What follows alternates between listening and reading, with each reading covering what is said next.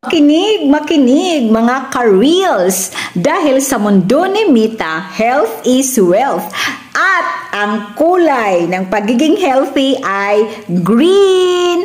Kaya doon sa profile mo, i-open mo ang iyong professional dashboard.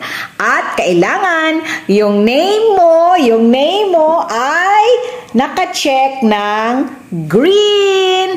Ang ibig sabihin niyan, pindutin mo yan at makikita mo yung mga achievement mo sa weekly challenge at kung anong level ka na. At dyan rin makikita mo ang other statuses na sinasabing monetization at sinasabi dyan, your account is earning money kung monetize ka na. O at saka sinasabi rin dyan, profile recommendation, recommendable. Kailangan yun ang nakasulat. Ibig sabihin yan, wala kang mga violation at healthy yung account mo. Earning money and recommendable. O diba?